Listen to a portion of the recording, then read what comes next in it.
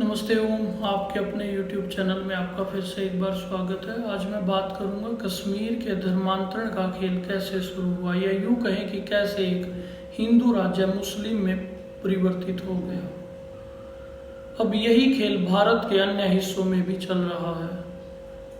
क्या अन्य राज्य भी हिंदू राज्य से मुस्लिम राज्य में परिवर्तित हो जाएंगे? आइए इसके ऊपर विचार करते हैं। कश्मीर अपने प्राकृतिक सौंदर्य के कारण प्राचीन काल से ही संसार के लिए आकर्षण का केंद्र बना रहा है। इसे प्राचीन काल में कश्यप मर्ग या कश्यप ऋषि का घर कहा जाता था। कालांतर में कश्यप मर्ग का बिगड़कर कश्मीर हो गया। अरब के शुष्क रेगिस्तान से उठे इस्लामिक तूफान को धरती के इस स्वर्ग ने बहुत आकर्षित किया। वैसे भी कुरान में बागों, नहरों, ठंडी हवाओं और सौंदर्य की वह बातें जो अरब वालों ने आज तक सुनी ही थी, वह सारी यहाँ पर पूरी नजर होती आई। इसलिए हर मुस्लिम की भावनाओं को मुगल शासक शाहजहां ने कहा था कि पृथ्वी पर अगर कहीं स्वर्ग है तो केवल यही है। सन 1313 ईस्वी तक कश्मीर में मुसलमान नाम की कोई चिड़िया नहीं थी। इसी वर्ष पहला व्यक्ति शाहमीर नाम का मुसलमान कश्मीर में आकर बसा था। उस समय कश्मीर पर राजा सहदेव का शासन था। हिंदू शासक ने अपनी सेवा में लेकर इसको कोर्ट का कार्य सौंपा था।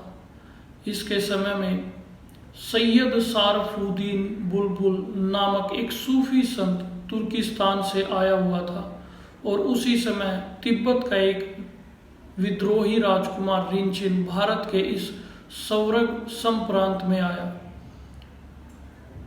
शाहमीर तो धर्म परिवर्तन के अपने कार्य में लगने हेतु आया था, किंतु राजकुमार अपने बौद्ध धर्म को छोड़कर हिंदू धर्म में दीक्षित होने के लिए आया था।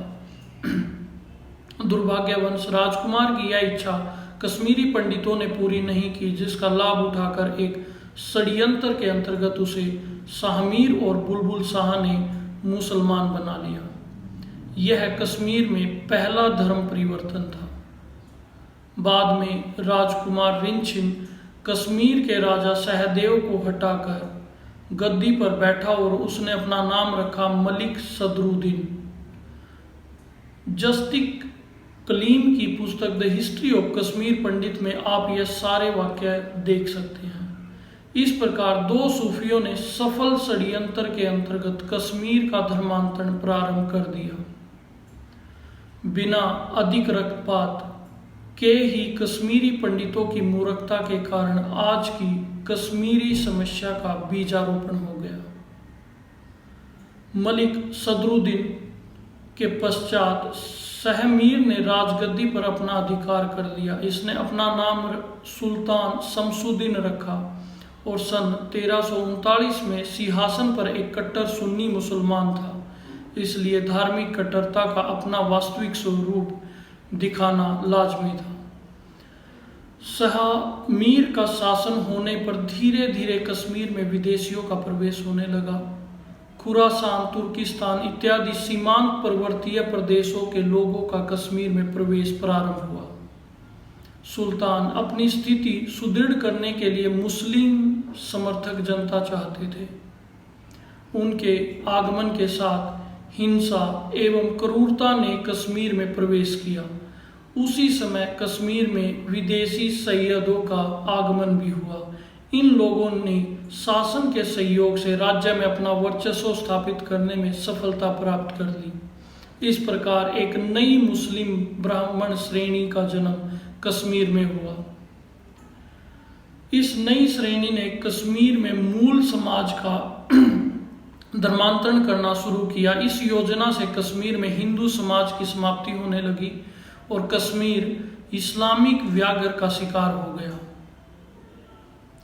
यह व्याघ्र इस्लामी शासक नहीं थे, अपितु वह सूफी लोग थे जिन्होंने खूनी क्रांति से नहीं अपितु बहला फुसलाकर चुपचाप हिंदू जनता को धर्म परिवर्तन करना प्रारंभ किया। यह लोग योग और दर्शन की प्रशंसा अपने प्रवचनों में करते थे, हिंदू धर्म के ग्रंथों के उदाहरण देते थे, हिंदू धर्म के वैदिक सिद्धांतों की प्रशंसा करते हुए और नीचे ही नीचे भारत के लोगों को धर्म परिवर्तन कर कश्मीर का इस्लामीकरण करते रहे। ऐसी कोई भी घटना इतिहास में नहीं है कि किसी सूफी ने हिंदू वैदिक धर्म से प्रभावित होकर अपना दीन परिवर्तित कर लिया हो।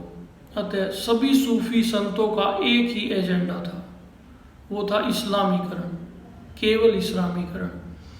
सुल्तान कुतुबुद्दीन के समय में सैयद अली हमदानी नामक सूफी ईरान से यहाँ आया हुआ था। उसके विषय में सादात ने अपनी पुस्तक बुलबुल शाह में हमें जानकारी दी है कि इस सूफी के प्रभाव से 37,000 हिंदू मुसलमान बन गए थे।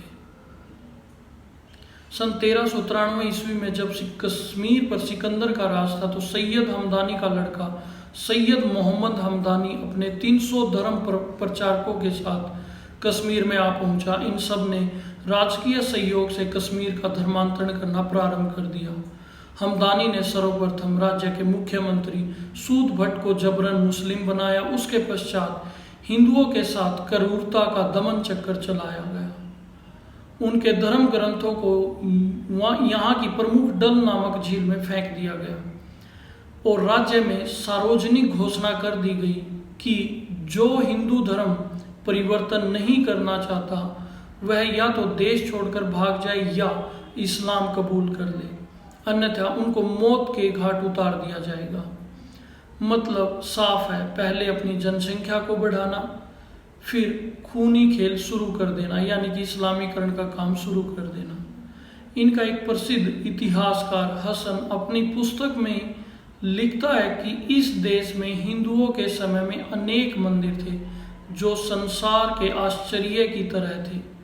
उनकी कला इतनी बढ़िया थी कि दर्शक उन्हें देखकर ठगा सा महसूस करता था। सिकंदर ने ईर्षा और घृणा से भरकर इन मंदिरों को नष्ट करके मिट्टी में मिला दिया। तोड़े गए मंदिरों की निर्माण सामग्री से ही अन्य अनेक मस्जिद और कब्रें तैयार करवाई गई। सिकंदर के पश्चात सन 1413 ईस्वी से सन 1420 ईस्वी तक इसका पुत्र अली शाह कश्मीर का शासक के समय भी कश्मीर के लोगों पर अत्याचार कम नहीं हुए। लोगों को बोरों में भरकर झील में फेंक दिया गया और लाशों की गंध से वहां का पूरा वातावरण खराब कर दिया। जिस प्रकार कश्मीर के अंदर धर्मांतरण का खेल एक सूफी से शुरू होकर मौत और पीड़ाओं के द्वारा हिंदू सभ्यता को खत्म किया गया है, आज वही खेल भारत के अन्य हिस्सों में भी चल रहा है, क्योंकि हम अपने इतिहास से सीख नहीं ले रहे। आज के ताज़ा आंकड़ों के अनुसार हरियाणा के अंदर अंतिम 25 सालों में 105 गांव हिंदू विहीन हो गए हैं और बंगाल में भी इसी प्रकार से धर्मांतरण का काम चल रहा है। 4 बीबी और 40 बच्चे वाली स्कीम से इन दुष्टों ने इतनी जनसंख्या बढ़ा दी कि अब इन हिंदू क्षेत्रों के अंदर इनका जीना हराम हो गया। इसके जिम्मेवार यह लोग नहीं है जिन्होंने धर्मांतरण जिहाद और जनसंख्या जिहाद से इस समस्या को पैदा किया है। इसके सीधे सीधे दोषी हम लोग हैं, क्योंकि हमारी सोई मानसिकता और धर्मनिरपेक्षता वाला कीड़ा हमें कुछ करने नहीं देता। आज की वीडियो में इतना ही। चैनल को सब्सक्राइब, लाइक, कमेंट और शेयर करना ना भूलें ताकि जानकारी सब तक पहुंच सके। नमस्ते।